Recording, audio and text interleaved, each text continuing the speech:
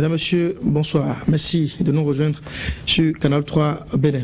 Quelle est l'espérance de vie des regroupements politiques créés au pouvoir dans notre pays, le Bénin? Au terme de leur congrès extraordinaire du 14 février dernier, les membres de l'Alliance Foscori pour un Bénin émergent, FCBE, ont d'emblée affirmé leur volonté de rester ensemble et pour toujours.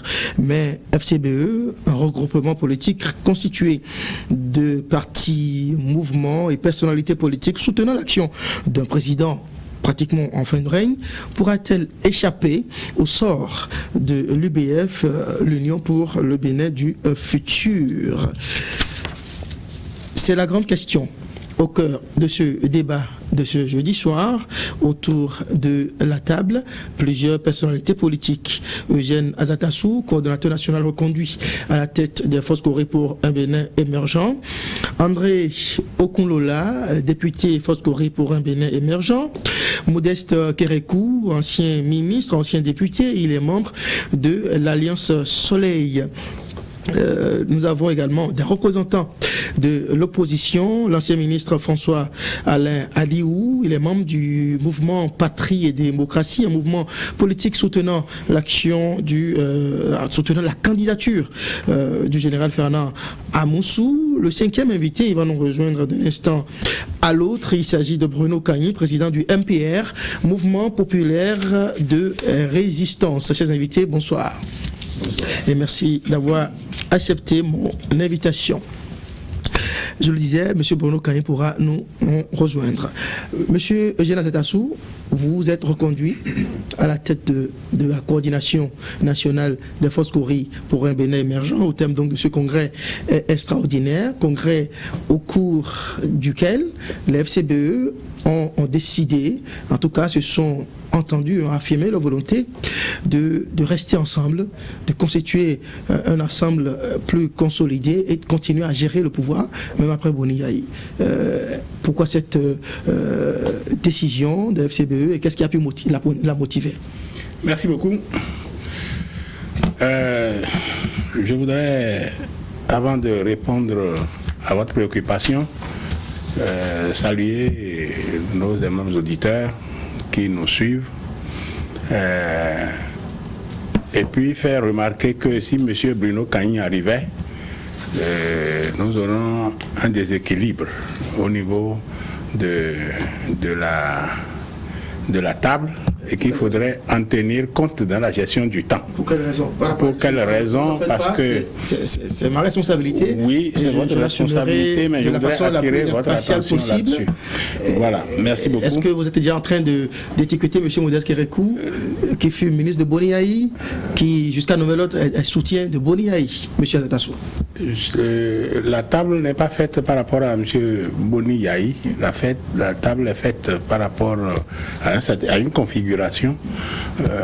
L'Alliance Soleil est opposée à FCBE, ça c'est évident. Les autres aussi sont opposés à FCBE. L'Alliance Soleil, me semble-t-il, ont le soutien au chef de l'État en commun. Je peux répondre à votre question, s'il vous plaît. C'est ce que je vous avais demandé. Très bien, très bien. Très bien. Dans ce débat, je suis content d'avoir en face de moi M. Alain Adiou. Quelle raison? Et M. Modeste Kérékou, pour deux raisons différentes.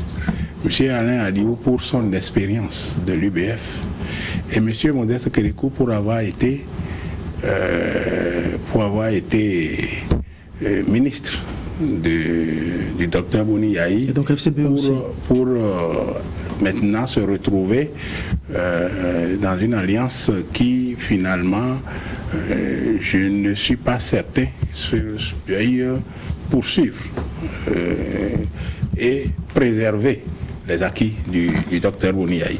Pourquoi nous avons décidé, nous, de nous rendre compacts au niveau de l'Alliance FCBE?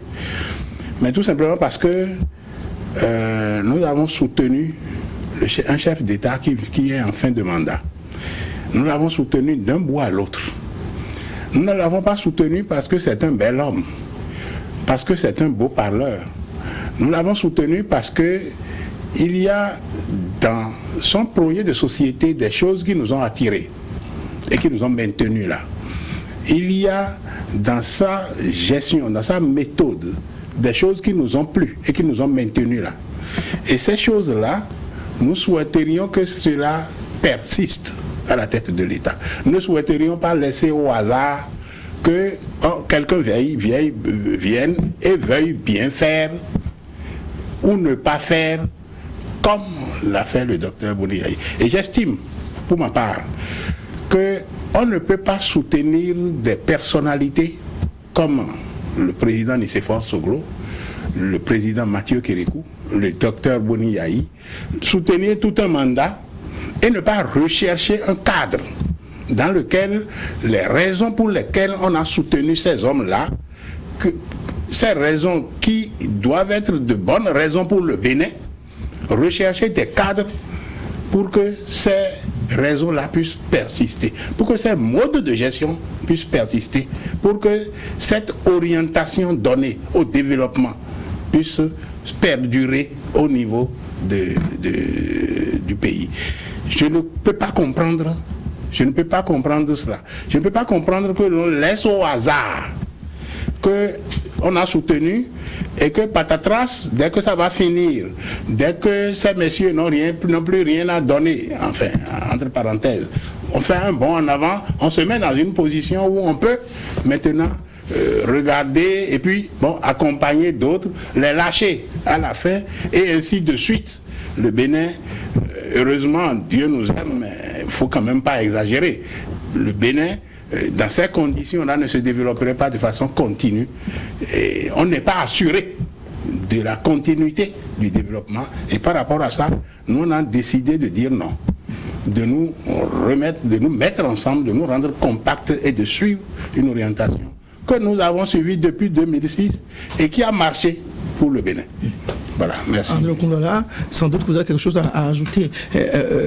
Les FCBE ont-ils finalement pris goût après avoir participé à la gestion du pouvoir et donc ayant pris goût ont décidé de continuer l'aventure même après Boni-Yayi?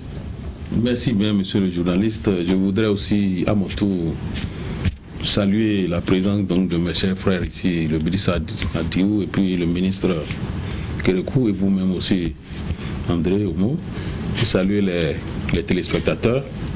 Je crois que ce que je voudrais compléter par rapport à ce que vient de dire le coordonnateur national, est qu'il faut comprendre que dans notre pays, comme il a dit, depuis 2006, il y a un projet de société qui a été soumis aux Béninois par le docteur Yayi Boni et que les Béninois ont adopté.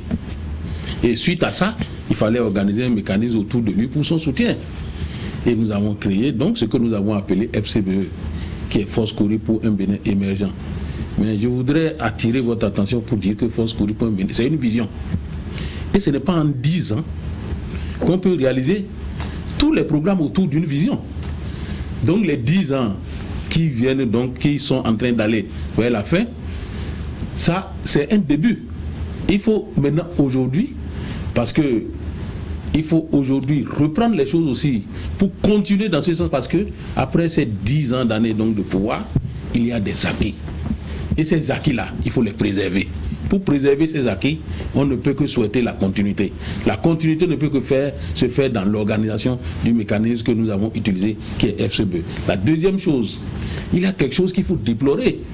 La multiplicité des partis politiques qui s'opèrent dans notre pays. Pour un pays de 10 millions d'habitants, on est à 200 et quelques partis politiques aujourd'hui. Donc dans les réformes qu'il faut dans notre pays, il faut aller vers la bipolarisation donc de la vie politique dans notre pays, où on va dire clairement, voilà un parti de, voilà, quand on dit ça, c'est là le bloc d'opposition, le bloc du pouvoir. Il faut qu'on aille vers là. Il faut qu'on continue, qu'on ne crée plus des partis, donc qu'on crée dans les communes, qu'on crée dans les arrondissements, et prétendre que c'est avec ça qu'on va pouvoir développer notre pays. Donc nous, à notre tour, nous voulons qu'il y ait des blocs, et c'est pourquoi l'exemple donc de FCBE, il faut la pérenniser, afin que désormais que notre pays puisse réduire de façon significative ces multicités de partis que nous avons, ces groupes électoraux que nous avons appelés partis politiques. Ça, c'est pas avec ça qu'on peut construire un pays. Et c'est pourquoi le congrès de FCBE que nous avons fait le 14 a recommandé fortement que nous restons donc dans cette logique-là, afin de continuer donc à réaliser donc la vision que si bien que le chef de l'État a léguée au peuple béninois.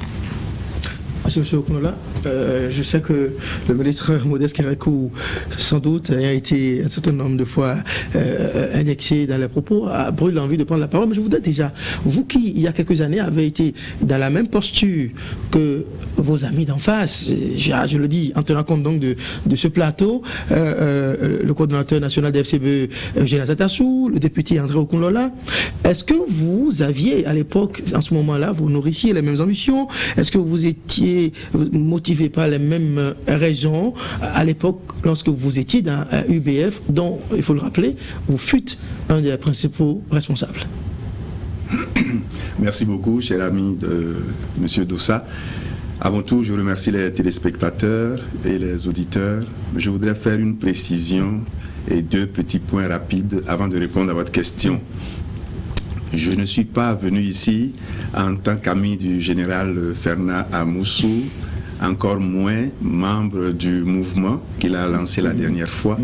Je suis responsable d'un parti qui s'appelle Alternative Force Citoyenne et qui est membre de l'Union Fait la Nation.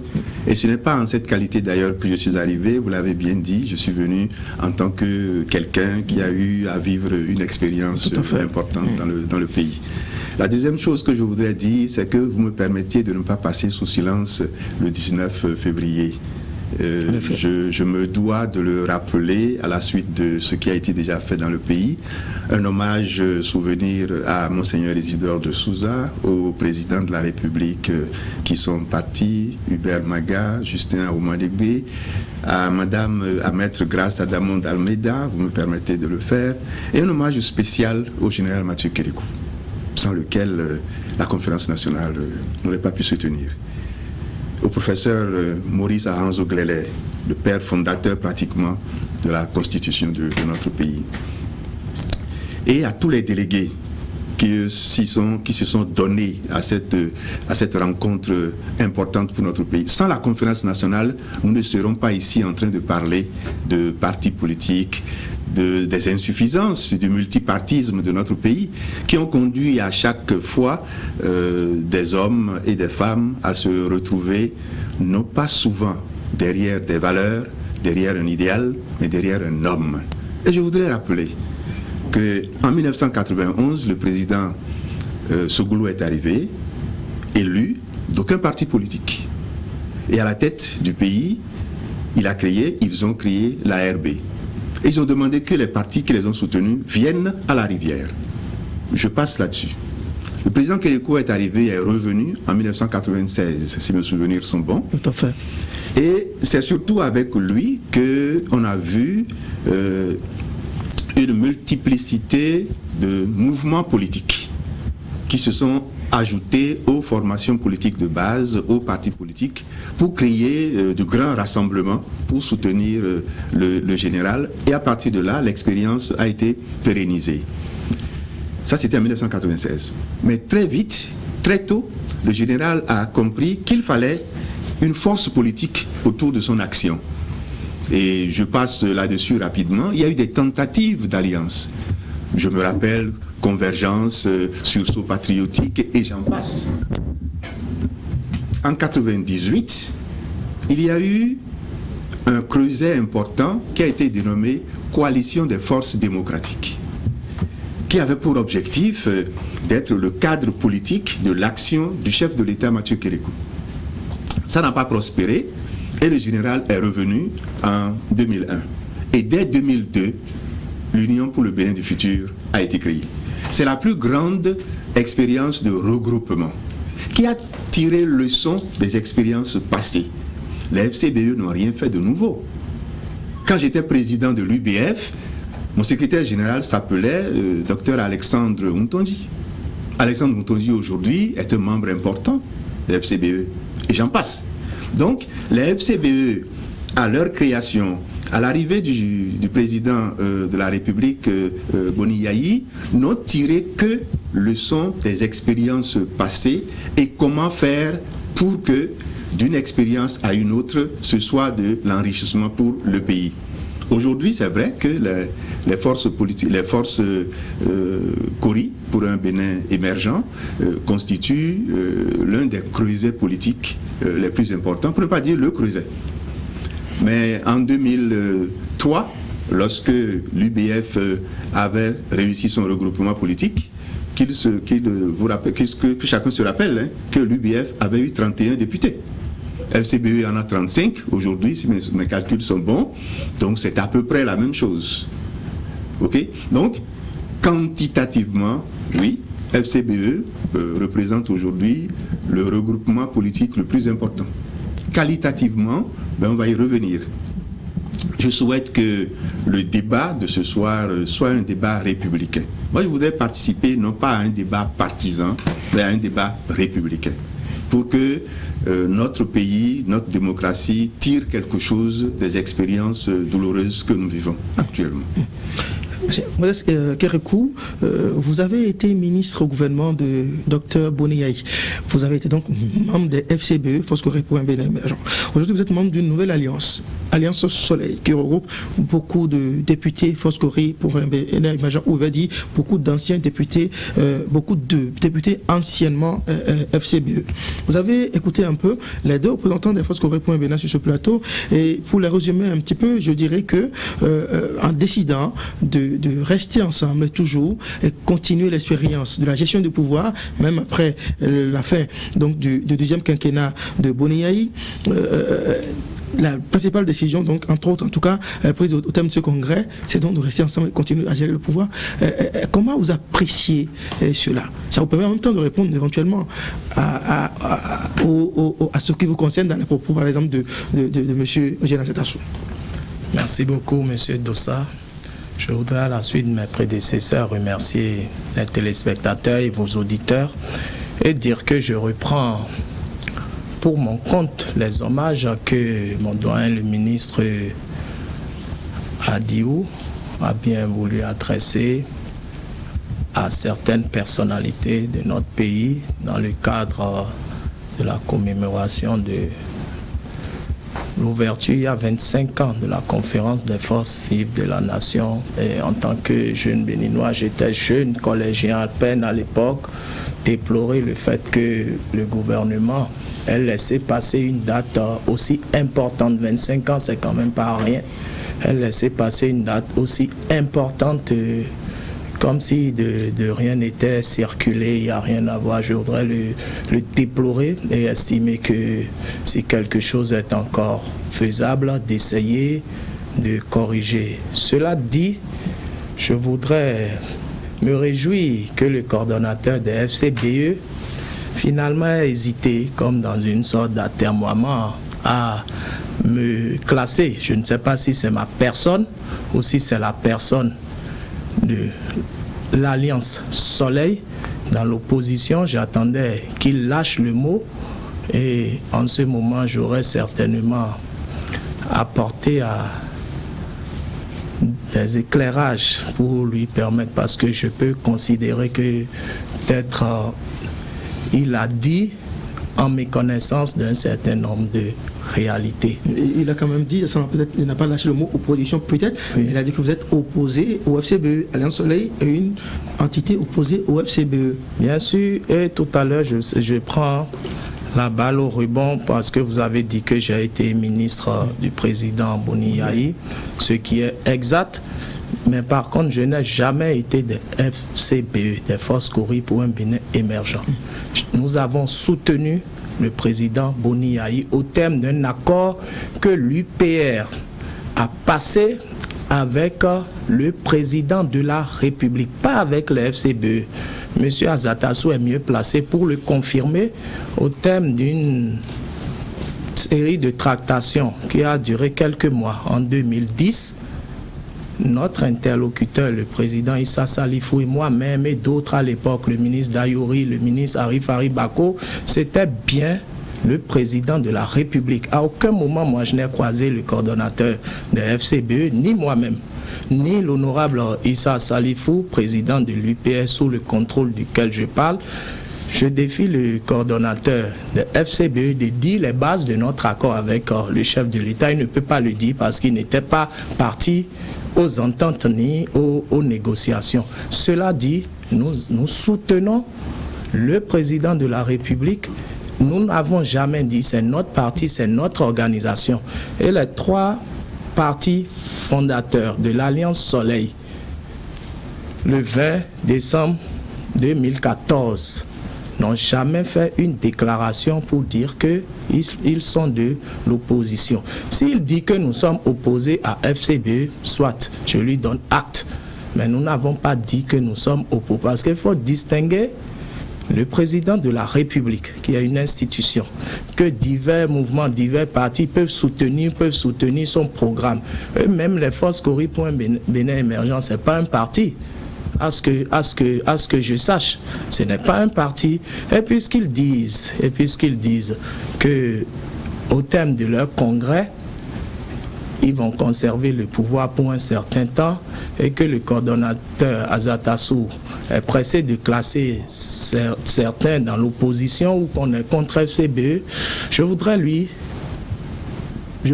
prier dès ce soir même de dresser la liste des partis membres de FCBE et je lui donne rendez-vous dans quelques jours, dans moins d'une semaine, le 24 ou le 25 février, dès que la liste des députés sera déposée.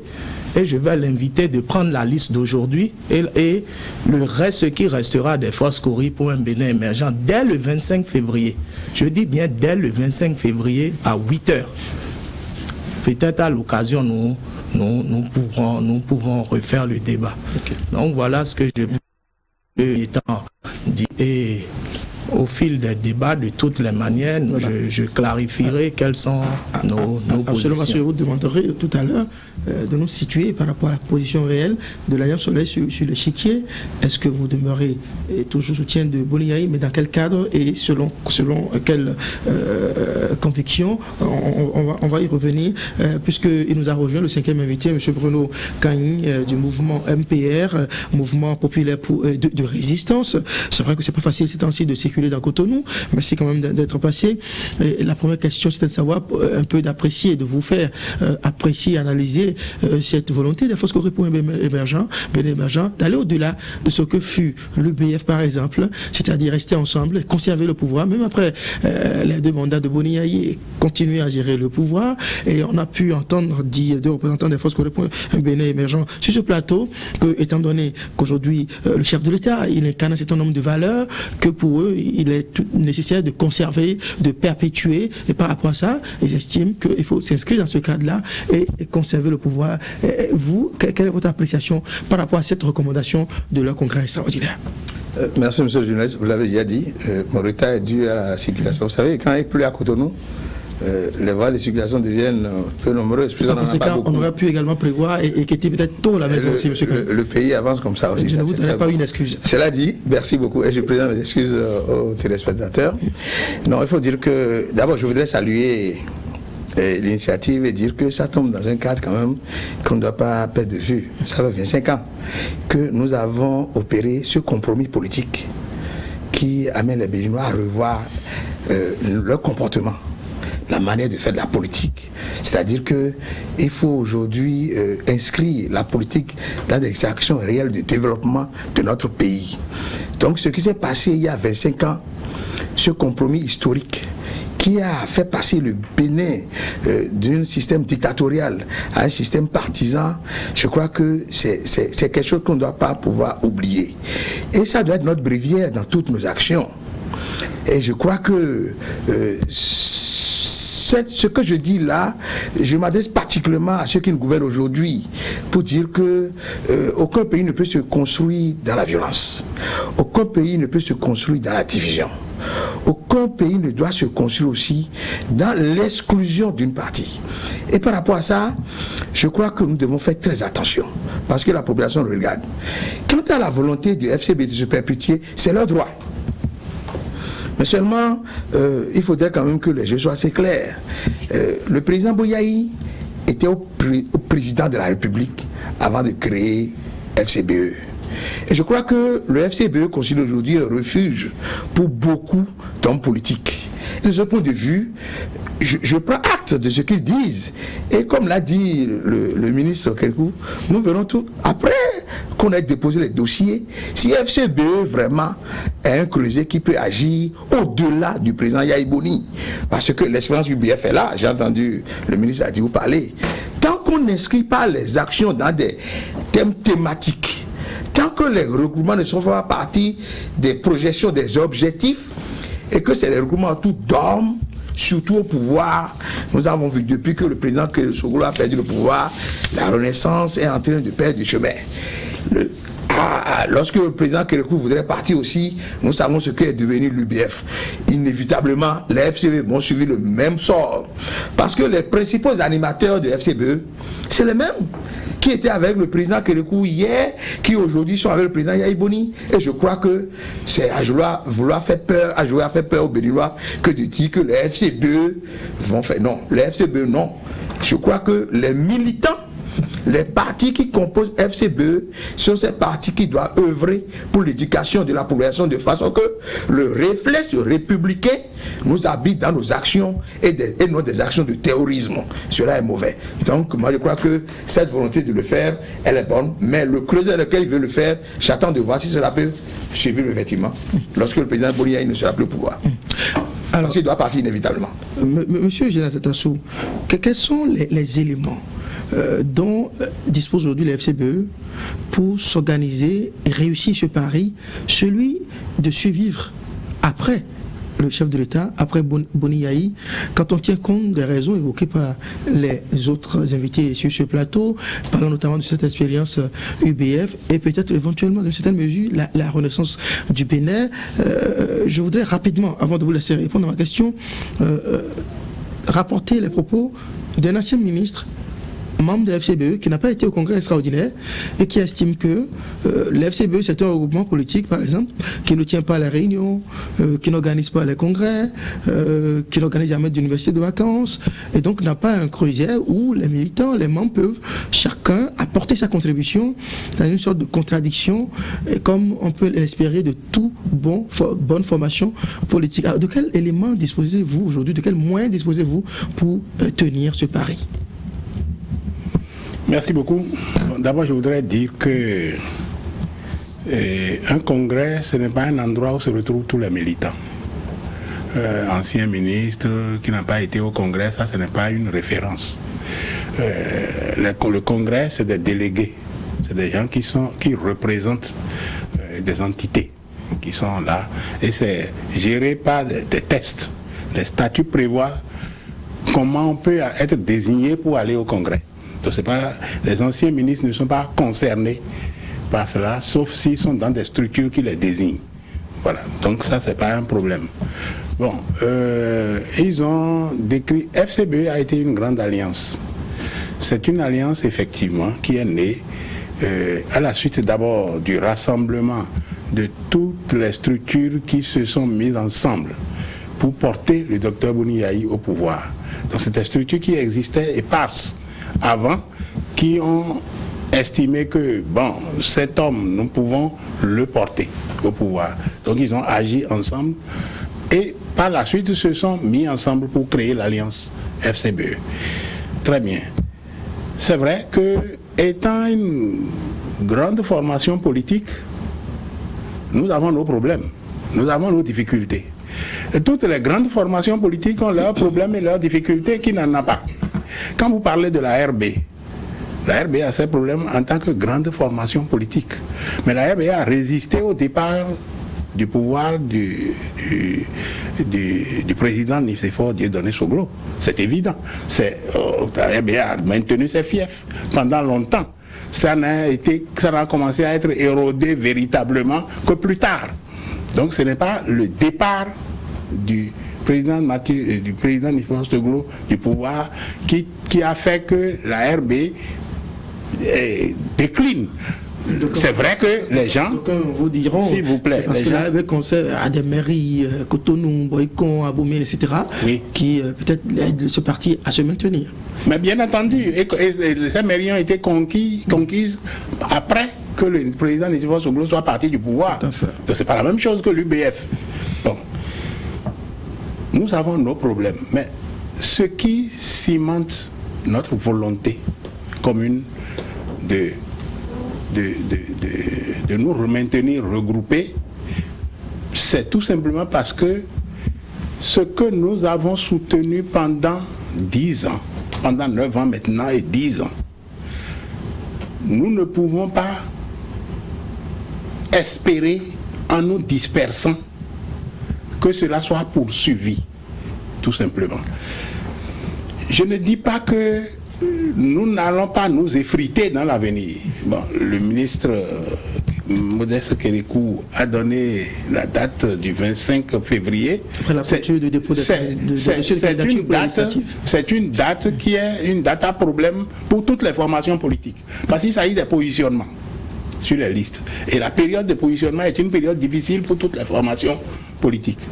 Est-ce que ça veut dire que les FCBE disparaîtront le 25 février? Bon, moi j'attends aussi pour voir. Non, il ne l'a pas dit, mais il dit qu'il donne rendez-vous pour qu'on fasse le décompte pour savoir ce qui reste. Très bien. Et on fera le décompte. Mais l'autre chose aussi, c'est que, comme l'a dit le député Okulola, maintenir l'alliance FCBE dans son état, ça devrait être le souhait de tout patriote béninois. Parce que c'est plus de 80 partis qu'on lâcherait comme ça et qui tenteraient après de se regrouper en petits morceaux et de se remettre ensemble quelque part et de créer autre chose, que ce soit qui soit dont l'orientation sera hasardeuse. On ne sait pas. On ne peut pas savoir quelle orientation ça aura par la suite. Donc, maintenir ce bloc compact, c'est faire en sorte qu'il y ait une simplification du paysage politique béninois. Et normalement, tout patriote béninois devrait souhaiter ça. On a tenu un conseil national où était le ministre Serpeto. Il a salué cela et il nous a recommandé vivement d'aller dans ce sens. Donc ça devrait être, au lieu de rester dans son coin à dire non, ça va casser, ça va mourir bientôt, ça va partir, ça va voler en éclats. Normalement, tout patriote béninois devrait souhaiter que si vous êtes dans un regroupement comme celui-là, vous devrez vous maintenir. Justement, parlant de la honorable Okulola, aujourd'hui on vous voit, FCBE, tenter de justifier et de motiver votre souhait donc de rester ensemble, une entité solide qui conserve le pouvoir après le Boni, avec les mêmes raisons, les mêmes arguments qu'utilisaient à l'époque l'Union fait la nation, les membres de l'Union fait la nation, qu'on vous a quand même vu pourfendre un peu. Pourquoi cela? Pourquoi pensez-vous que ces raisons doivent être valables aujourd'hui pour vous, et alors qu'ils ne l'ont pas été de votre point de vue avec les autres, l'Union fait la nation en l'occurrence? Merci bien, monsieur le journaliste. Je crois que je voudrais vous répondre en disant que c'est à cause même de l'expérience de l'UBF là qu'on doit tout faire aujourd'hui que FCB puisse résister. Pourquoi? Parce que l'échec de l'UBF, tout citoyen béninois, tout compatriote béninois doit déplorer ça. Parce qu'au moment où il y avait ce regroupement-là, ça a permis donc de pouvoir régler un certain nombre de problèmes qui constituent une gangrène pour notre société. C'est-à-dire, je prends le cas de notre pays, où dans la même commune de peut-être 10 000 personnes, on voit des compatriotes qui créent des partis. On est 3, 5, 6 à créer des partis politiques dans la même commune, et qui permet donc de créer des tensions entre les militants. Mais si ce regroupement-là, si ça peut s'opérer dans la durée, ça veut dire qu'il faut aller dans ce sens-là. Tout Béninois doit souhaiter ça. Et c'est pourquoi, quand l'UBF est volé en éclats, ça nous a permis de dire que c'est dommage. Et c'est ça qui fait qu'aujourd'hui, nous, on s'est dit, par rapport à FCBE, c'est vrai, c'est après que le chef de l'État soit venu au pouvoir que FCBE est créé. Mais nous aujourd'hui, nous sommes suffisamment aguerris par rapport aux expériences passées qu'il ne faut pas aller dans ce sens-là. Pourquoi ne faut-il pas aller dans ce sens? Nous avons fait un congrès extraordinaire maintenant pour pouvoir régler un certain nombre de problèmes pour aller aux élections. Mais par la suite, on doit faire un congrès ordinaire qui va nous permettre de pouvoir recentrer les choses et de régler le problème définitivement du statut de FCBE. D'avoir tiré le son de l'expérience UBF, pourquoi par exemple FCBE n'a pas décidé d'aller en même temps devenir un parti politique? Non, FCBE ne pouvait pas le dire à la veille des élections aujourd'hui. Nous ne pouvons pas le dire aujourd'hui, mais ce qui est sûr, au lendemain donc des élections, nous allons aller vers ce sens-là. Même, je le dis, je voulais dire à mon frère ministre Kérékou, que c'est vrai, il peut y avoir, si aujourd'hui on est 50 ou bien 60, que ça devienne 30, d'autres peuvent partir, d'autres peuvent rentrer. Si aujourd'hui, demain, on dit que donc FCBE est devenu un parti politique, qu'on garde ce nom ou bien qu'on change de nom, mais qu'on puisse dire que les petits partis politiques que nous avons là, qu'on regroupe ça en bloc et que nous constituons un parti véritablement fort, qui a une envergure nationale, c'est ça que les Béninois doivent souhaiter. C'est ça qu'on doit faire. Si on ne le fait pas de cette manière-là, et qu'on va continuer à dire, et je voudrais demander aux Béninois, surtout nous qui sommes ici, que mais ce n'est pas bon de souhaiter déjà que, moi je voudrais qu'ils disent, est-ce que ce n'est pas une bonne action qu'on dise que les partis politiques doivent se regrouper? Mais souhaiter que tout de suite là, dès qu'il y a une bonne partie, ça va mourir, ce n'est pas une bonne chose. Moi je ne crois pas. Je crois que est-ce que on doit chercher... qui ont ce sentiment-là ne l'ont pas parce qu'ils estiment que c'est un regroupement de circonstances, oui, mais ça peut de motivation. Il ne faudrait pas être héros dans des situations confuses. Il faut finir avec. Je suis d'accord et je défie quiconque ici qui va dire qu'il faut encourager la multiplicité de ces partis politiques-là. Personne ne le dira. Donc je voudrais profiter aussi pour dire que, comme d'autres l'ont dit, aujourd'hui c'est le 19 février.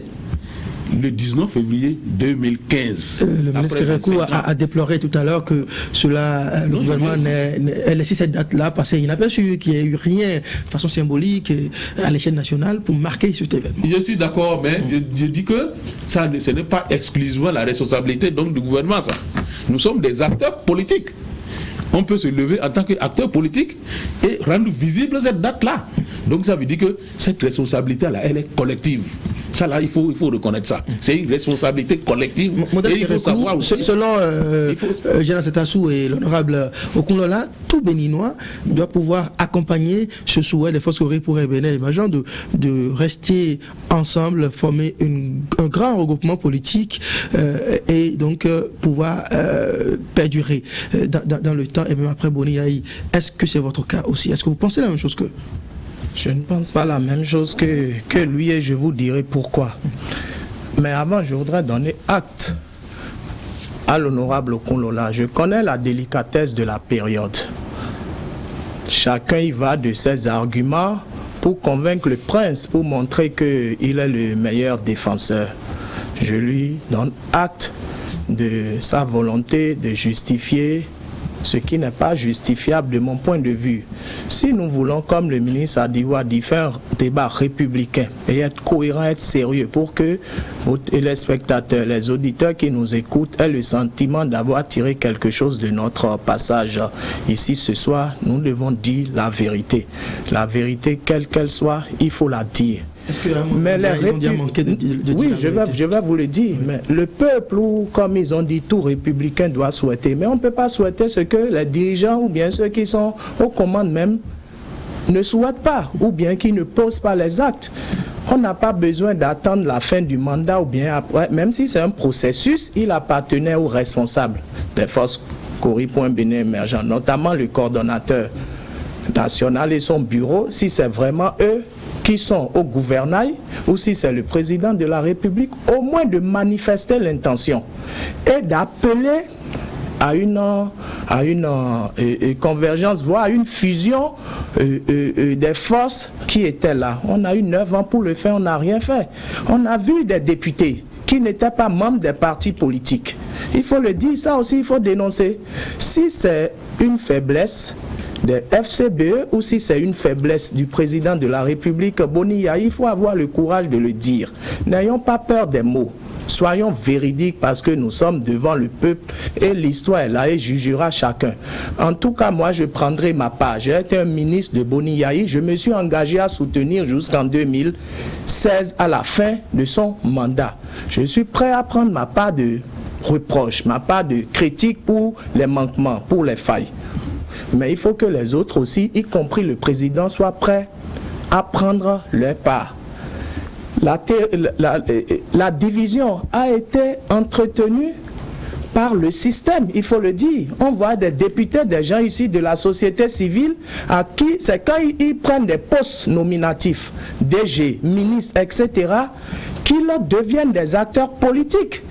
Si c'était bien clair, quand vous nommez un technicien, monsieur, madame, restez dans votre rôle technique. On n'attend pas de vous des marches de soutien. On n'attend pas de vous de la propagande. Tous azimuts, les jeux allaient être clairs. Si le président de la République, à la sortie du deuxième mandat, avait appelé clairement et nettement à ceux qui souhaitent que les FCBE deviennent un parti, je pense que 4 ans après, ils auraient eu le temps d'aller vers là. Mais si les gens même ne le souhaitent pas, demandez au coordonnateur Azatassou, vous n'avez pas voulu citer le ministre, peut-être qu'il fallait le citer. Est-ce qu'il n'a jamais tenu une réunion de son bureau ou bien de quelque chose? Et qu'ils le disent. Mais comment un conglomérat comme ça qui ne fonctionne même pas, comment voulez-vous que nous autres ou bien le peuple souhaite que ça soit, même si nous le souhaitons, ça va rester qu'au niveau des vœux pieux. Cette manière de fonctionner renvoie directement à une notion sociologique que nous appelons la théorie des faux groupes. Eux-mêmes, ils savent que c'est un faux groupe. Je ne voudrais pas développer ici, j'en aurais pas le temps, la théorie des faux groupes. Mais ils le savent. Chacun est là pour les raisons pour lesquelles ils savent. Je voudrais prendre le ministre Alain Adiou ici à témoin. Je me rappelle, à l'approche de 2006, vers 2004-2005, le président Mathieu Kérékou, mon père, avait convoqué un jour l'ensemble des UBF au palais des congrès, la salle rouge, pour les exhorter à se mettre ensemble, à définir un candidat, à choisir quelqu'un. Le président disait, je voudrais paraphraser, si vous permettez, si vous ne vous entendez pas, la personne qui viendra après nous viendra de l'extérieur. Vous connaissez le style de parole du général. Il a continué. Il dit, certains dans cette salle vont connaître l'exil intérieur. Pour d'autres, ça sera l'exil extérieur. Mais nous, parlant de lui, il dit, mais nous sommes un phénomène. Personne ne pourra rien nous faire.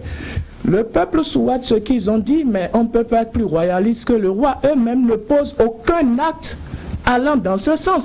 Et je voudrais leur dire que la prophétie de Kérékou, qui s'est appliquée au ministre Adiou, à moi-même et à tous ceux qui étaient dans l'UBF à l'époque, je ne m'en soustrais pas, risque de leur arriver, mais pas qu'on nous dise que c'est de la faute des populations ou bien des acteurs que les gens ne souhaitent pas. Eux-mêmes ne posent aucun acte qui va dans ce sens. Et on le dit, dans les mêmes conditions de température et de pression, les mêmes causes produisent les mêmes effets. Je ne me réjouis de rien du tout. Ce qui me peine dans tout ça, c'est le chef de l'État. Parce que c'est mon patron. Moi, j'ai eu la chance et l'honneur de travailler avec lui. Je dis, les gens ne sont pas sincères. Les gens ne sont pas sincères. Chacun essaye de tirer son marron du feu. Et moi, je voudrais profiter de votre plateau pour lui dire de bien vouloir observer le zèle des uns et des autres maintenant, de maintenant jusqu'en 2006.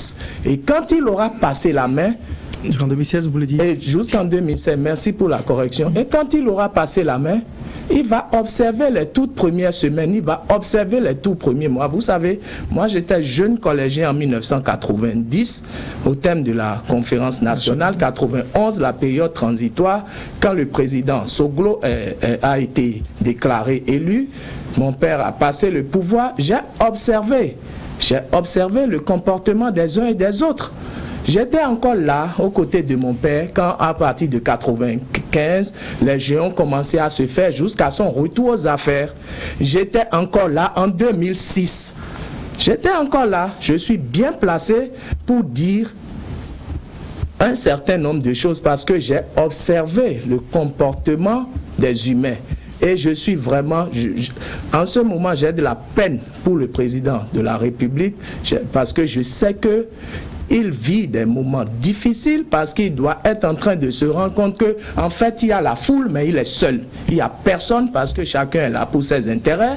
Chacun va aller avec son zèle pour dire un certain nombre de choses. Mais je dis, on ne s'en réjouit pas, mais je préfère le dire parce que ça va se passer ainsi. Quand ça va, je voudrais que, parce qu'ils sont avertis, parce qu'ils sont avertis, parce qu'ils sont avertis, au moins ils auraient eu la chance d'être avertis. Qu'ils fassent en sorte que ce que nous disons ne se produise pas. Alain François Adéou, ancien responsable de l'UBF, ancien ministre. Alors quand vous analysez un peu les propos du député Okunola, du coordonnateur national de FCBE, Eugène Asetassou, à travers le prisme de votre expérience à la tête de l'UBF, comment est-ce que vous appréciez leur démarche et leur ambition? Légitime, mais difficile. Impossible à réaliser. Un petit retour en arrière pour confirmer ce que le ministre Kérékou a dit. Nous étions en février 2004, quand le président de la République, le général, nous a réunis à la salle rouge pour nous interpeller. Mais ce qui a fait problème à ce moment-là, c'est que au sein de l'UBF, il y avait plusieurs candidats possibles, probables, certains, aux élections présidentielles. Donc les intérêts étaient très divergents. J'ai dit qu'en 2006, les amis UBF ont largement contribué à la création de FCBE, mais en réalité, mes amis en face de moi, je les plains. Je les plains parce qu'ils n'ont pas rencontré dans le président de la République, Thomas Boni Yayi, la sagesse de Mathieu Kérékou. Tout à l'heure, j'ai entendu le coordonnateur général se défendre, coordonnateur général national, je m'excuse, se défendre. N'est-ce pas à eux de nous dire s'ils ont rencontré la sagesse de Mathieu Kérékou en Boni Yayi ou pas? Je peux me permettre de faire l'analyse de l'extérieur. Et après, ils vont réagir. Tel que cela fonctionne, tel que FCBE fonctionne, il ne s'agit pas d'une formation politique, encore moins d'une force politique, mais c'est plutôt un instrument de propagande. Ça s'appelle fausse courrier? Bien sûr, mais je dis c'est un instrument de propagande politique dans les mains exclusives du président de la République. Et mes amis membres du FCBE le savent très bien.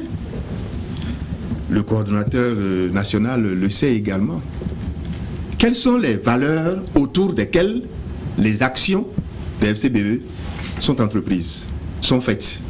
Qui initie ces actions-là? Quelle est l'idéologie? Quelle est la philosophie de FCBE? Les coris? La richesse? L'argent? L'émergence?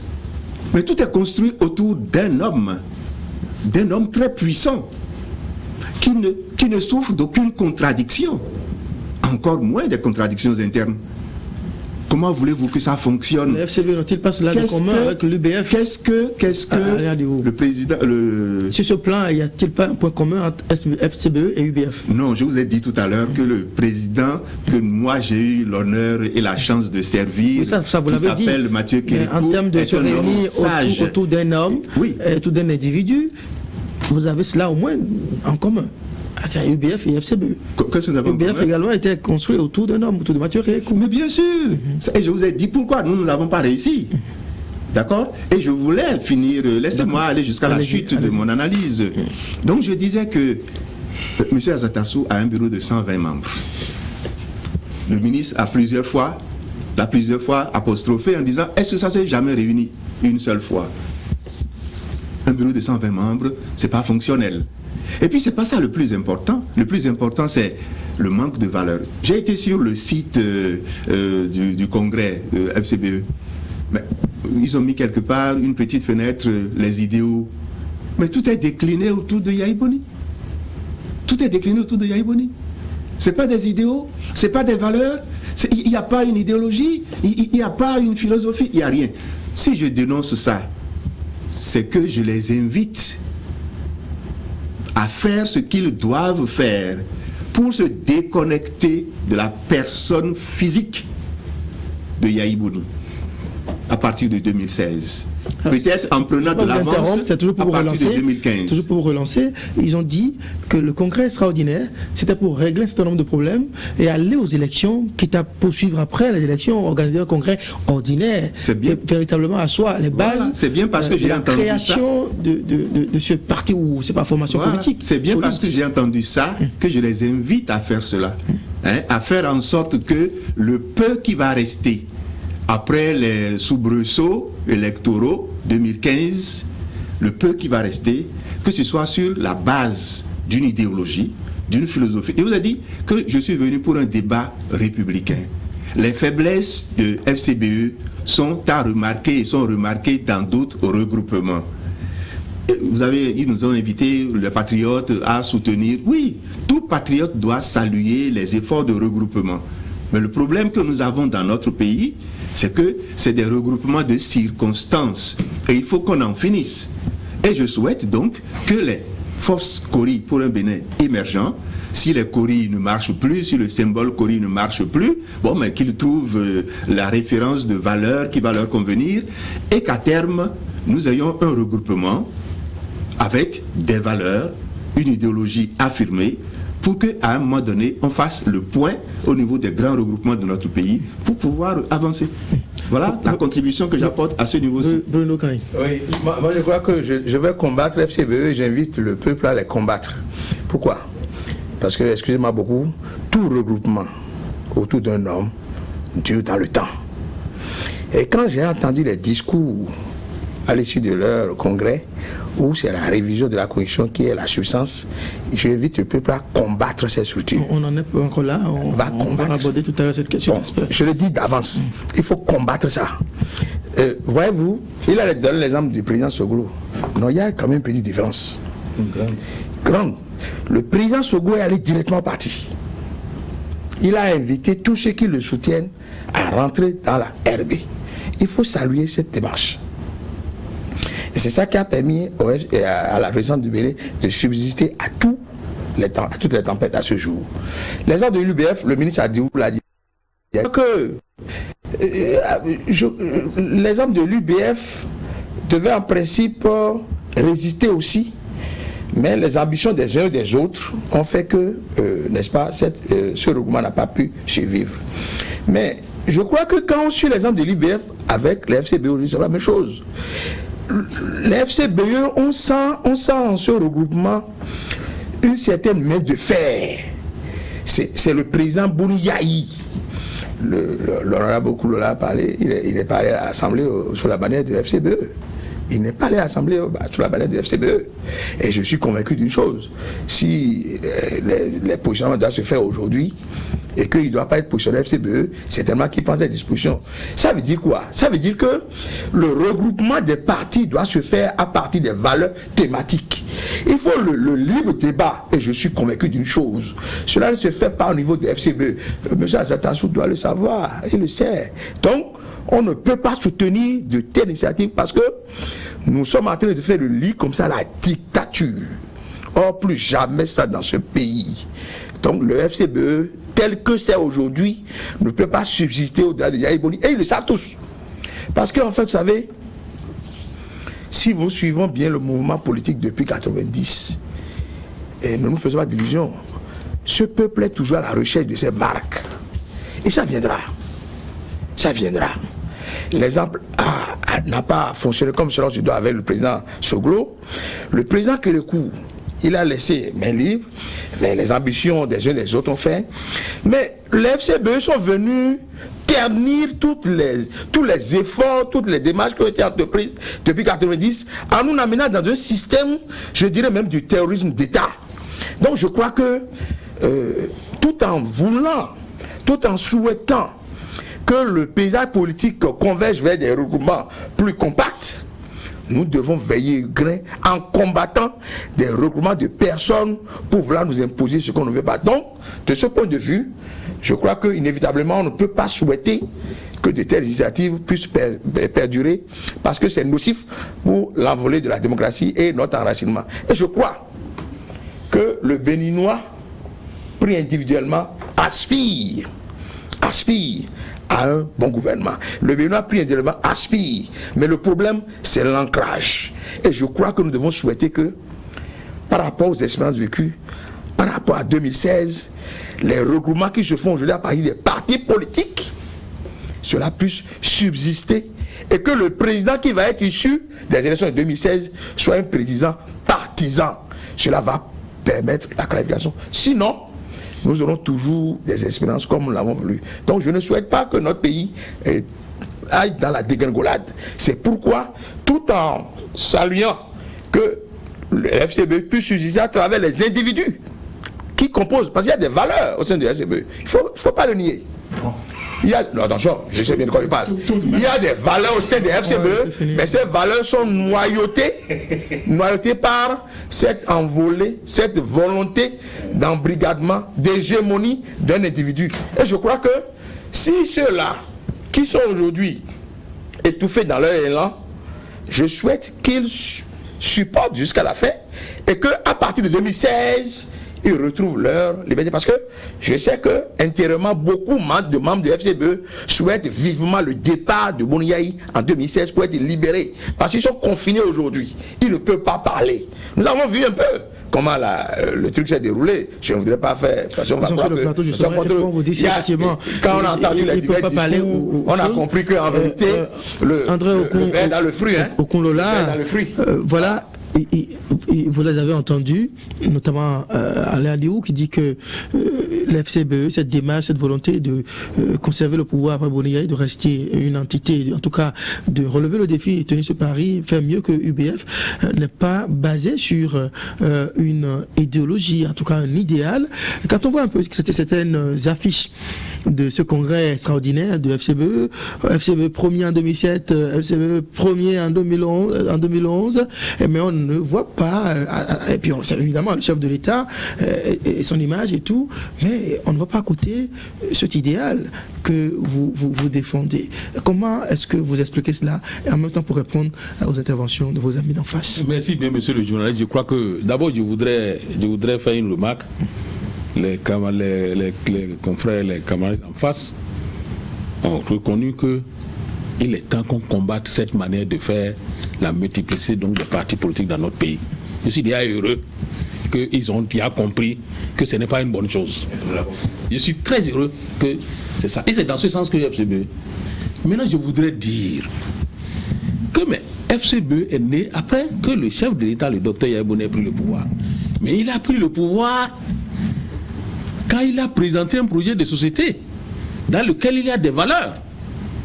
Et c'est autour de ce projet de société-là qu'il y ait des regroupements, des entités politiques qui existaient, qui veulent prendre le pouvoir et qui aujourd'hui constatent que le projet de société avec lequel le peuple a plébiscité Yayi Boni, que ces partis politiques se retrouvent dedans, on ne peut pas les interdire donc de se regrouper et de l'accompagner. Ça c'est la première remarque. La deuxième chose, c'est que je suis heureux qu'on constate que quand on dit que c'est autour d'un homme, c'est qu'aujourd'hui Yayi Boni exerçant le pouvoir, et c'est lui qui a amené son projet de société, il incarne d'abord, donc c'est notre leader charismatique d'abord. Et c'est pourquoi c'est autour de lui que ça se fonde, ces valeurs qu'il a proposées et qui riment avec ce que ces différents partis politiques qui constituent l'alliance. La troisième chose, c'est que nous nous sommes dit que nous avons exercé le pouvoir avec le docteur Yayi Boni juste pendant 10 ans. Et nous disons maintenant qu'il faut un nouvel élan pour un Bénin nouveau. Ça veut dire quoi?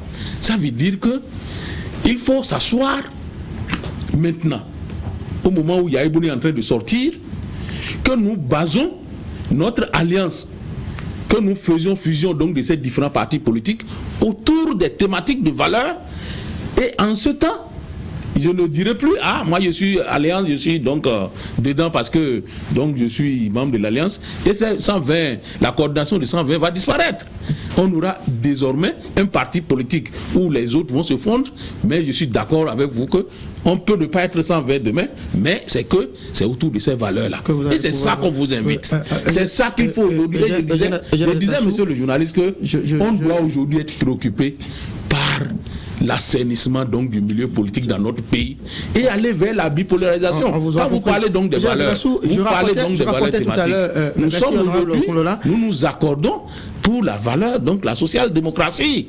Et c'est dans ce sens que nous voulons aller. Je rapporte tout à l'heure les propos d'un ancien ministre, actuellement député FCBE, en tout cas jusqu'à nouvel ordre, qui dit qu'il se pose aussi un problème de la contribution des forces CORI en tant que formation politique au développement du pays, et pas forcément en tant que soutien simplement aux actions du chef de l'État, mais même s'inscrivant donc dans le long terme.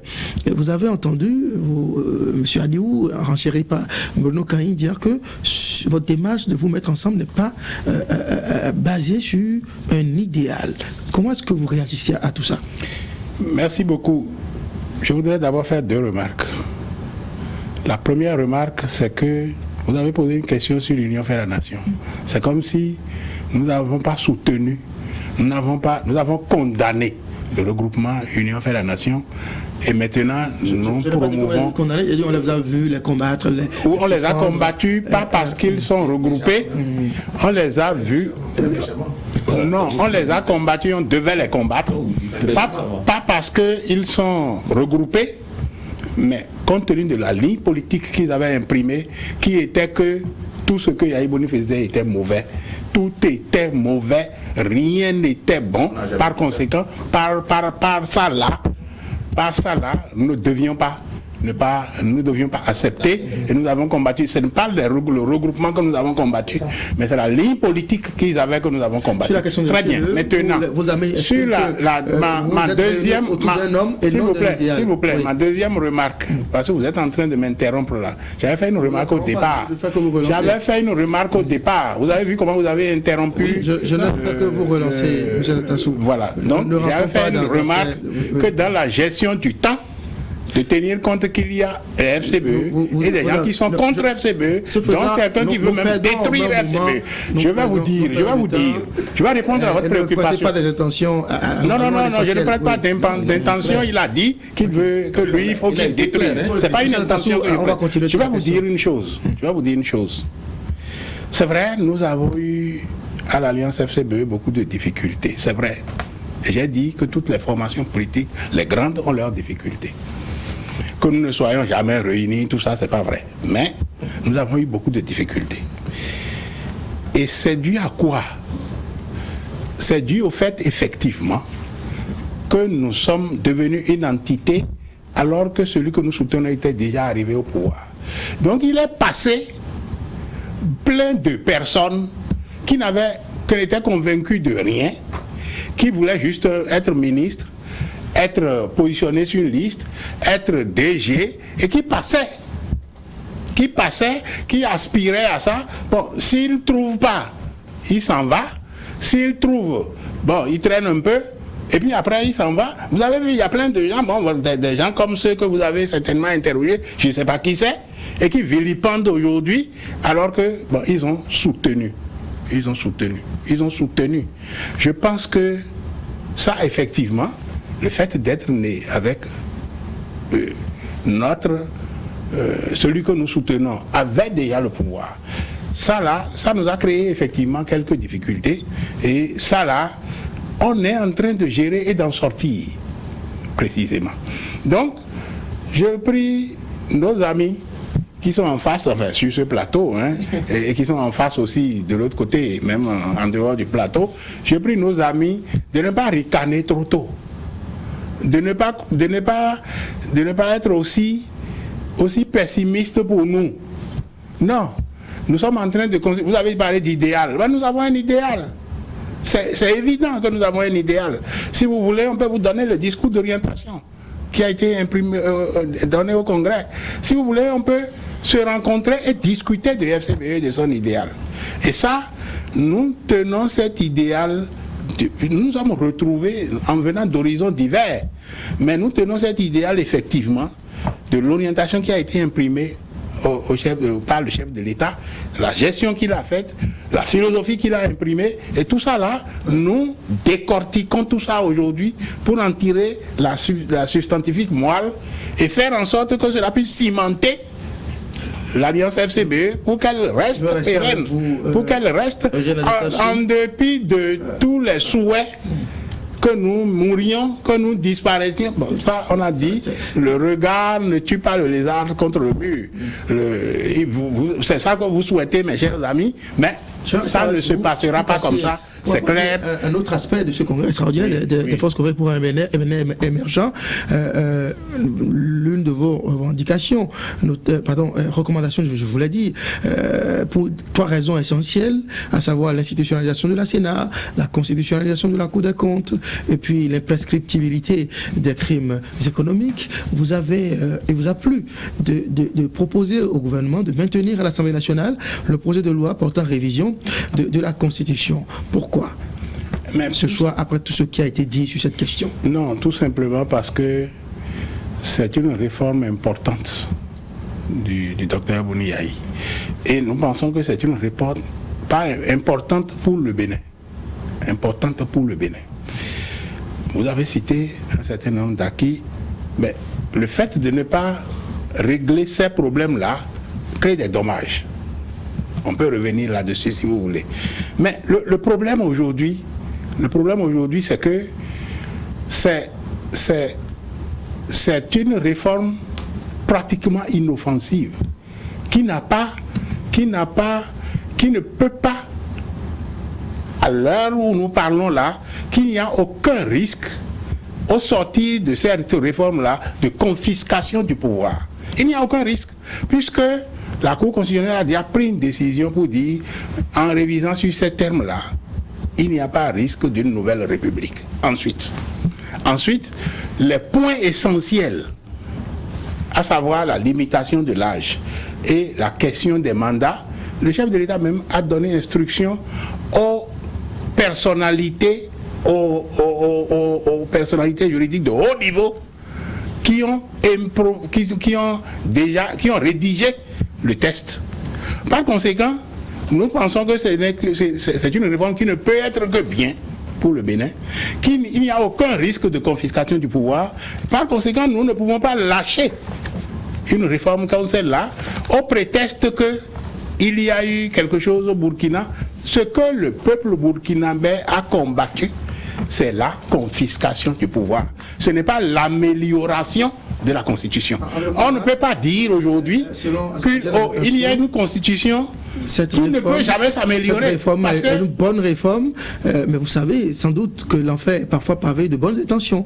Quelles sortes d'intentions inavouées ne peuvent-elles pas être cachées derrière cette démarche? Dégager nos intentions. La question est posée à monsieur. Oui, merci monsieur le journaliste. Je crois que ma première remarque c'est de pouvoir me laisser le temps, de ne pas me couper comme vous l'avez fait tout à l'heure. Par rapport à cette histoire de révision de la Constitution, je suis très heureux de la question que vous m'avez posée. Mais j'ai comme impression qu'on oublie vite au Bénin. La révision de la Constitution, c'est une réforme. Et c'est dans le projet de société donc, du docteur Yahya Boni que le peuple lui a confié. Donc ça veut dire que cette réforme-là ne peut pas adopter son programme. Et quand il est arrivé, il a dit, bon d'accord, il faut qu'on révise, qu'on amende cette constitution. Mais je vous dis, moi je suis député à l'Assemblée nationale. Nous avons voté la loi référendaire en janvier 2012. Vous pouvez voir dans son article 6, qu'est-ce que ça dit? Dans l'article 6 de la loi référendaire, il est dit que la laïcité ne doit pas être touchée, la forme républicaine ne doit pas être touchée, et que aussi la limitation d'âge ne doit pas être touchée et le nombre de mandats. C'est dit clairement, c'est nous les députés qui avons voté cette loi référendaire. Ça veut dire que dans ce point-là, même si on veut réviser cette constitution-là, on ne doit pas y toucher. Même si le président de la République veut demander donc qu'on fasse référendum sur ces questions-là, il n'est pas capable de le faire parce que la loi référendaire interdit que ces points-là ne doivent pas être révisés. Si cette loi existe, comment, par quelle alchimie alors le président Yahya Boni va pouvoir donc se maintenir au pouvoir, puisque la loi existe et nul n'est au-dessus de la loi. La deuxième chose, monsieur le journaliste, et je voudrais le dire, le bureau de l'Assemblée en 2012 a pris la décision donc de vulgariser ce projet de loi permettant donc l'amendement d'un certain nombre de points par rapport à ces 3 points essentiels dont vous avez parlé tout à l'heure. Le coordonnateur a parlé de la constitutionnalisation des cours des comptes, la constitutionnalisation donc de la Sénat et aussi l'imprescriptibilité des crimes économiques. Nous avons trouvé ça juste et nous avons fait donc des tournées pour expliquer au peuple, à nos mandats, quel est le but, donc le fondement donc de cette révision.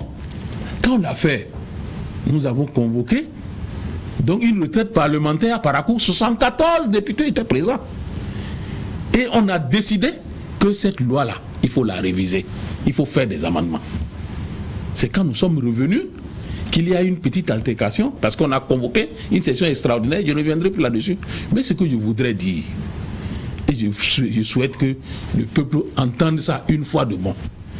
Si au Congrès, donc le Congrès extraordinaire, si nous sommes revenus sur la question, cela ne veut pas dire que nous tenons nécessairement que cette fois-ci là que la loi là soit révisée. Nous sommes revenus là-dessus parce que c'est dans les différents états-majors, parce que nous sommes à la veille des élections, c'est ça qui va constituer le thème de campagne, nos amis. Vous êtes allé épier... Oui, non, c'est pas épier, je viens. Puisque quand on a convoqué, quand le chef de l'État, le gouvernement a convoqué cette histoire donc du dialogue politique, on nous a dit clairement que si vous voulez qu'on aille au dialogue là, c'est un préalable, il faut d'abord retirer le projet de révision. Mais pourquoi? Tous les Béninois savent aujourd'hui. Moi j'ai dit ça aux collègues le jour là. J'ai dit mais disons la vérité à notre peuple. Pour réviser, pour que l'Assemblée puisse réviser cette loi fondamentale là, il faut au moins 68 députés. Il faut 68 députés qui sont acquis à Yaïboni. On n'a pas 45. Vous savez que ce n'est pas possible de réviser. Votre chef de l'État a l'intention de vouloir mettre suffisamment de députés FCBE non, je viens, au sein de l'Assemblée. Non, ce n'est pas ça. Je viens. Donc ça veut dire que le préalable que les collègues demandaient n'était pas opportun. Ça veut dire que c'est une manière de distraire le peuple. Et même sont conscients qu'au moment où ils demandaient le préalable là, ce projet de loi là ne peut plus passer. Ça c'est un. Deuxième chose. On va y aller. Non, je viens. C'est comme ça vous coupez. Deuxième chose. Vous savez que si aujourd'hui là, si on parle donc de ce dossier, ce n'est pas pour rien qu'on parle donc du dossier de révision de la Constitution. C'est parce que nous avons dit, si vous vous rappelez, le chef de l'État, donc son gouvernement avait dit, si vous n'avez pas de consensus, pour nous là, s'il n'y a pas de consensus autour de cette question là, ça veut dire que ce dossier là, ça va rester dans les placards. Parce que la révision de la Constitution, c'est le cas, pourquoi l'avoir donc maintenu et pourquoi demander au gouvernement de le maintenir? Le maintenir parce que même depuis la première législature, il y a des dossiers qui sont là-bas à l'Assemblée qui ne sont pas étudiés.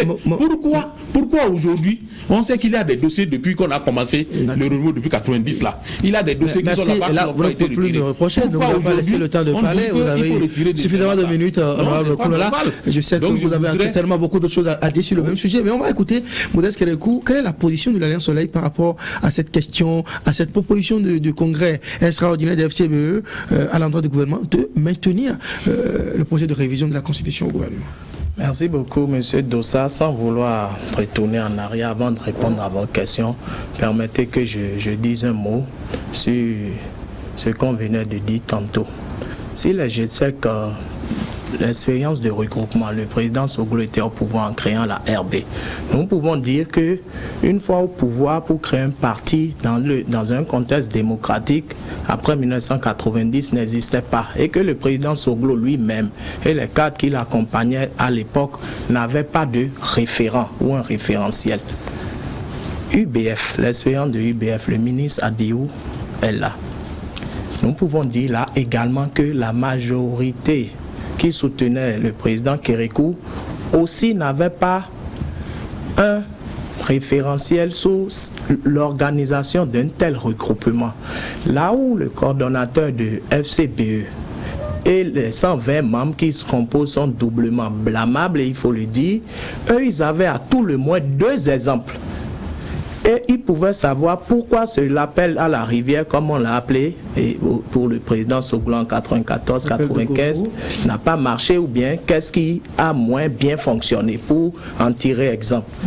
Ils avaient aussi l'exemple de l'UBF. Et chez nous, ça marchera. J'ai pas fini, laissez-moi finir mon développement. Vous aviez l'exemple de... J'ai pas dit ça. Vous aviez l'exemple et il fallait voir, mais pourquoi ça n'a pas marché? La cacophonie des ambitions, un certain nombre de choses, et justement prendre les... Parce que pourquoi les exemples sont là? C'est pour qu'on s'en inspire et qu'on fasse ça bien. Je souhaite que ça marche comme vous le dites, et on souhaite que vous puissiez vous inspirer de ce qui s'est passé.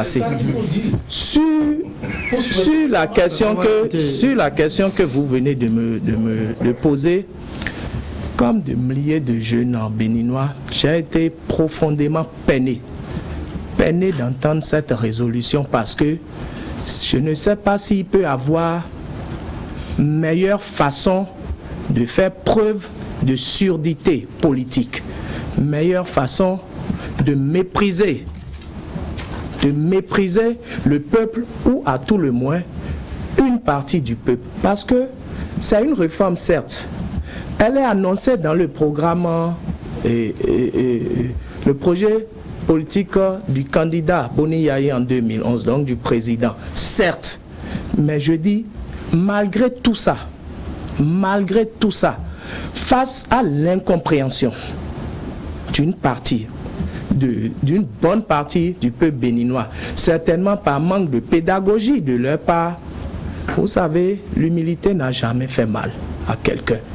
Même quand vous êtes sûr de votre bien fondé, que le peuple ne veut pas, ou que c'est mal compris, c'est mal engagé, vous ne perdez rien à le retirer, surtout à moins d'un an de la fin, ou à peine un an de la fin du mandat, parce que le test est là, il est peut-être dans les pipelines, comme on le dit, il est dans le tunnel. Ça coûterait quoi, ou bien ça diminuerait quoi aux forces Cori.Bénin émergent, ou bien au chef de l'État de dire, ok, je prends acte du souhait, ça peut rester là, une nouvelle gouvernance pourra s'en inspirer, ou bien l'améliorer. Parce que ce qu'il disent et qui n'est pas juste, et qu'il faut qu'on dise, il a parlé de la loi référendaire. La loi référendaire n'est pas au-dessus de la Constitution. Vous comprenez? C'est une loi. Je veux lui citer l'article 105 de la Constitution qui dit que le président de la République et les membres de l'Assemblée nationale ont concurremment l'initiative de la loi. Ce projet tel qu'il est déposé à l'Assemblée, si l'étude est engagée aujourd'hui, le document que le gouvernement a envoyé, certes, ne demande pas de toucher l'article 42, l'article 44. Moi, je vous parle de ma petite expérience d'ancien parlementaire.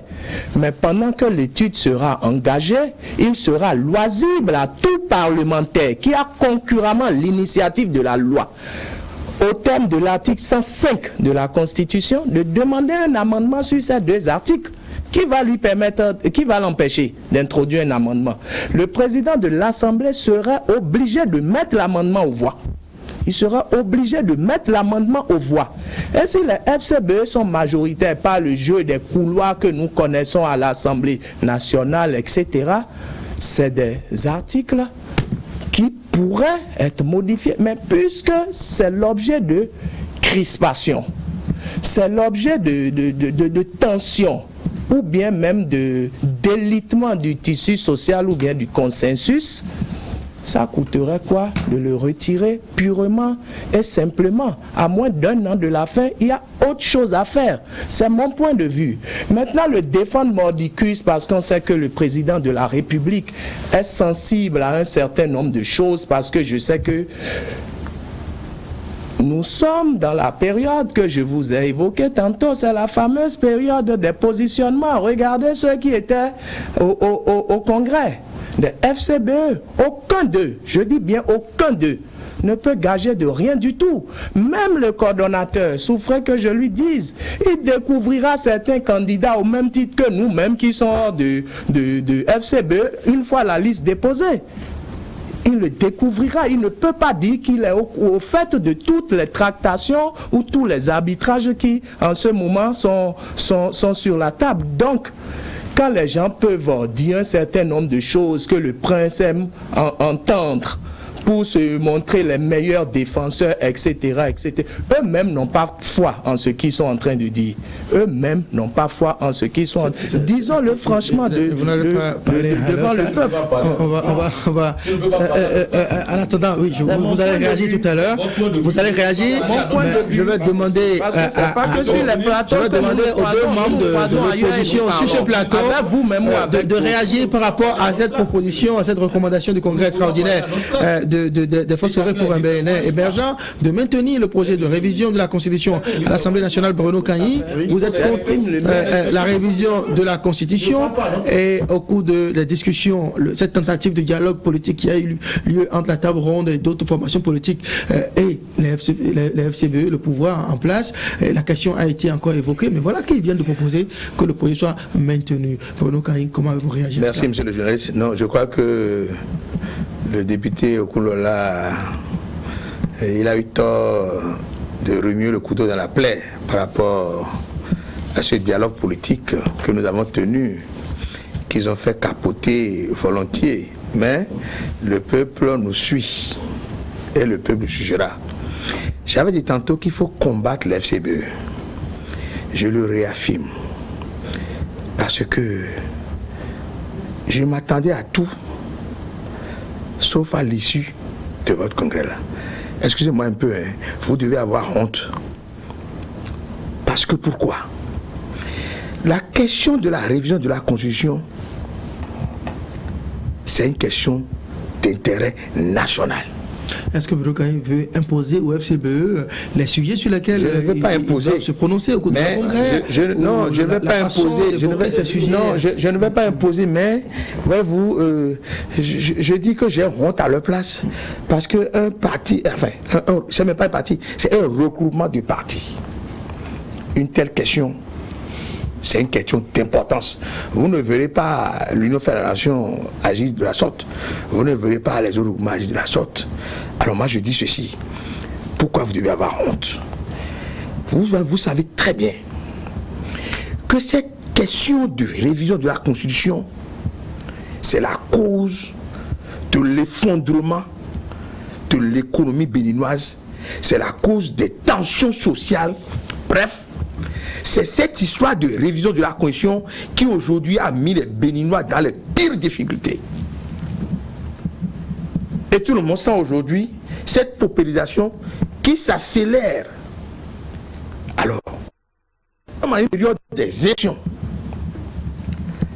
Et quand je fais le lien entre la décision de la Cour constitutionnelle et ce discours qui est tenu par les FCBE à leur congrès, je dis mais où est-ce que vous voulez amener le pays?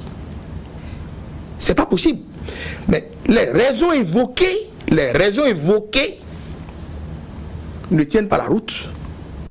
Quand on parle de la cour de l'UEMOA qui demande l'UEMOA qui demande d'avoir les cours des comptes, M. Okulola, M. Azadazou, vous savez très bien que si l'UEMOA a imposé cela, c'est pour améliorer ce qui se fait.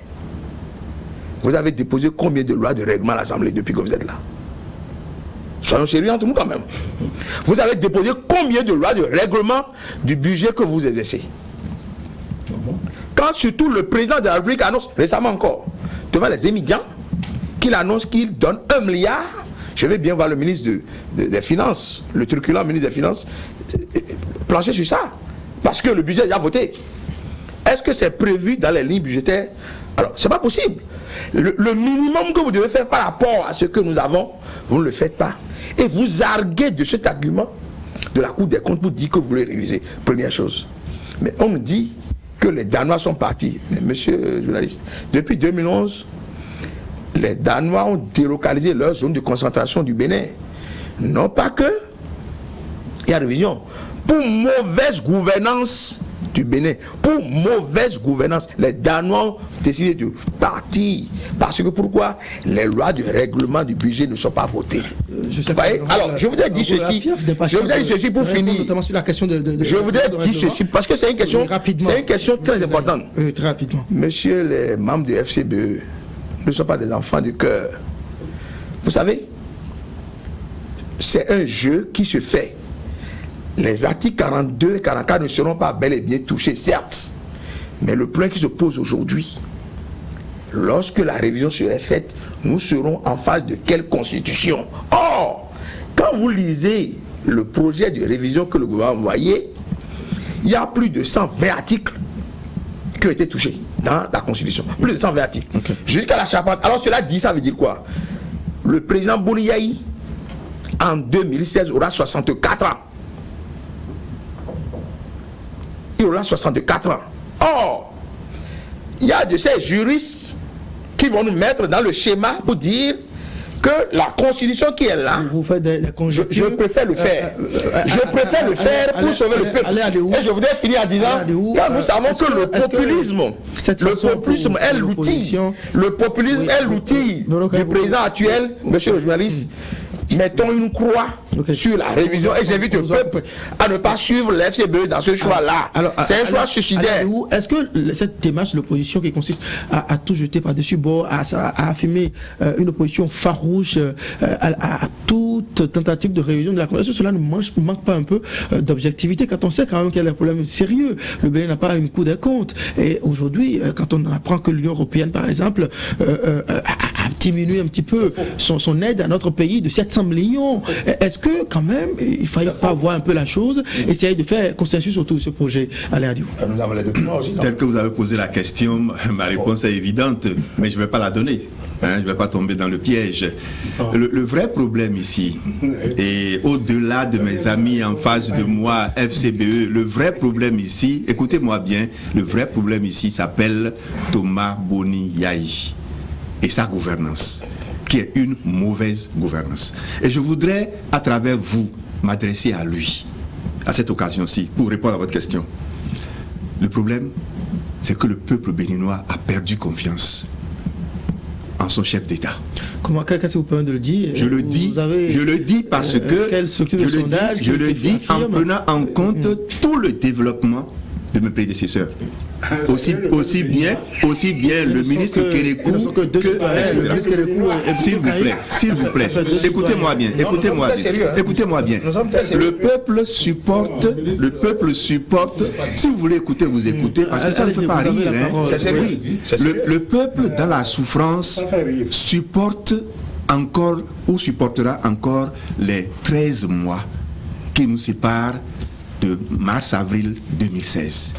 Si vous ne le savez pas, je vous comprends. C'est que à chacun de vos regroupements, vous utilisez massivement les ressources financières de l'État. Donc nos ressources financières. La dernière fois, au terrain, vous n'avez pas dépensé moins de 100 millions. C'est de l'argent, c'est notre argent. Si chacun a reçu, vous avez dit que vous vouliez réunir 50 000 personnes. Chacun a reçu au moins 1000 francs ou 2000 francs. Plus j'étais dans le merci. On recherchait 10 personnes par quartier et on leur proposait 20 000. Pour la alors quand vous faites l'addition, c'est plus de 100 millions. Mais dans tous les cas, c'est encore moi qui ai la parole. Monsieur Adata, c'est encore moi qui ai la parole et je vais terminer. C'est encore moi qui ai la parole. Monsieur Adiou a la parole, on va le laisser finir. Oui. Et comme ça vous allez réagir. C'est encore moi qui ai la parole. Allez-y, monsieur Adiou. Voilà. Je souhaite sincèrement que les valeurs que vous avez voulu défendre tout à l'heure et qui sont pour nous des contre-valeurs, l'argent du pays gaspillé, la mauvaise gouvernance, le refus de la liberté d'opinion, la liberté d'expression, la confiscation des libertés. Si c'est un exemple, si c'est ça, est-ce que vous parlez? Je suis sur une chaîne privée. Je suis sur une chaîne privée. On va. D'accord. Non, je finis. Donc je finis le temps. Je finis. Vous avez encore quelques secondes, on va donner la parole pour la réaction des autres. Je finis donc en vous disant que l'opposition n'est pas trop ferme vis-à-vis de vous, n'est pas trop difficile vis-à-vis de vous. C'est parce que ce que vous faites le mérite. Alors, Monsieur Okonlola, ce que vous brûliez d'envie de réagir à tout ce que vous avez entendu. On vous écoute, Monsieur Okonlola. Merci bien, Monsieur le journaliste. Tous ces aspects qui ont été évoqués par rapport au Congrès. Je voudrais faire une remarque. Et c'est ça le dommage. C'est-à-dire l'opposition chez nous, tout est noir. C'est pas vrai. C'est la vérité, ça. Tout est noir. J'ai dit, quand le ministre a dit ou dit, quand le ministre a dit ou dit tout à l'heure que le peuple là est où? Nous ne sommes pas partie du peuple. Nous là, nous ne considérons pas le peuple aussi. Donc je ne veux pas qu'on parle au nom de ce peuple-là, de ce supposé peuple. Ah bon? Nous aussi, nous sommes partie intégrante de ce peuple-là. Et Yahi Boni a toujours son soutien du peuple. À coup d'argent. Et merci. Vous allez dire qu'à coup d'argent parce que c'est de l'intoxication. Mais je vais faire une petite parenthèse pour vous rappeler, monsieur le journaliste. Et surtout aux Béninois. L'opposition, l'Union fait la nation, a fait crier sur tous les tables, sur tous les toits, que la LEPI n'existe pas. Et c'est une vérité. Et elle a dit que la LEPI n'existe pas. Oui. Mais l'Union fait la nation a 22 députés à l'Assemblée qui ont été élus sur la base de la LEPI. Et également, je défie quiconque de tous les leaders. Oui, je viens. Honorable Okonlola, la question de la loi, des lois de règlement. On n'a plus de temps. J'ai l'impression de la réalisation. Je viens là. Quand ils avaient dit à leurs militants de ne pas s'enregistrer, donnez-moi un exemple de leader politique béninois qui n'a pas sa table de l'épi. Il ne faut pas continuer de tromper le peuple. Par rapport à la loi de règlement, moi je ne veux pas. Et c'est comme ça qu'on continue de tromper le peuple. Le gouvernement a envoyé les projets de loi de règlement. Quand? Et c'est allé jusqu'en 2012. Quand? J'ai dit que le gouvernement a envoyé et la commission. Dites-le, la commission, donc, il y a le monsieur Laourou Grégoire, qui est donc le président de la commission. La commission a déjà allé même jusqu'en 2010. Quand est-ce que le gouvernement a envoyé? Le gouvernement a envoyé, ce n'est pas aujourd'hui. Oui, mais quand? Ça fait des mois que le gouvernement a envoyé. Depuis 2006, hein? Depuis 2006. On va poser des questions, on va l'écouter. La commission, non, il ne faut pas tromper le peuple. Comment? Parce que le gouvernement a envoyé la loi de règlement à l'Assemblée. C'est à l'Assemblée qu'on n'a pas encore étudié. Récemment. Ça, c'est faux. Je défie quiconque qui va le dire. Le gouvernement a envoyé. On ne peut pas tromper le peuple. Récemment. Deuxième chose. Je voudrais dire aux Béninois qu'aujourd'hui là, ce n'est pas le chef de l'État, le docteur Yahi, ne dit pas qu'il faut aller voter la révision de la Constitution. Si on en parle aujourd'hui, c'est parce que vous avez fait de cela un chou gras pour mentir au peuple parce que l'élection vient. C'est ça le vrai problème. C'est parce que vous avez déjà commencé par passer de maison à maison. Si vous votez pour Yahi Boni, si vous votez pour les gens du FCB là, c'est pour venir réviser la Constitution. C'est parce que Yahi Boni veut un troisième mandat. Vous avez commencé ça. Et c'est pourquoi nous avons ramené ça. Ce n'est pas parce qu'aujourd'hui on demande que ça soit voté. Mais on voulait éclairer l'opinion publique pour dire que ce que vous passez de chambre en chambre, vous dites là. Merci, monsieur Okonlola. On va écouter la réaction de nous savons que pour voter cette loi-là, il faut monsieur Jonathan. C'est le vrai problème, ça. Voilà. Vous avez la parole, monsieur Jonathan. Je crois que on se trouve dans une situation où des gens sont carrément dans leur rôle, je vais dire, mais quand même, il faut savoir raison garder. Il faut savoir raison garder. C'est-à-dire que pour eux, tout ce qui est fait là, c'est mauvais. Pourquoi est-ce qu'on veut qu'on révise la Constitution? Pourquoi est-ce qu'on ne veut pas qu'on retire le projet? C'est parce qu'il y a des calculs. Or, il est démontré qu'il est impossible à partir de cette Constitution-là. Ce n'est pas le nombre d'articles qui fait, et la Cour constitutionnelle a déjà réglé ça, ce n'est pas le nombre d'articles révisés qui crée une nouvelle république. Est-ce que on peut espérer que dans ce pays, notre constitution ne sera jamais amendée? On ne peut pas espérer ça. On ne peut pas espérer ça. Est-ce qu'on peut espérer que ça ne sera amendé que lorsqu'il n'y aura pas un président de la République au pouvoir? On ne peut pas espérer ça. C'est pas possible. Parce que la question des présidents de la République au pouvoir, c'est continu. Donc, vous savez, vous voyez, Vous voyez, les téléspectateurs voient bien que l'inconvénient de la non-révision de la Constitution, qui est le départ des partenaires financiers. Vous avez cité vous-même les Danois. Vous avez cité l'Union européenne. Très bien. Vous savez bien que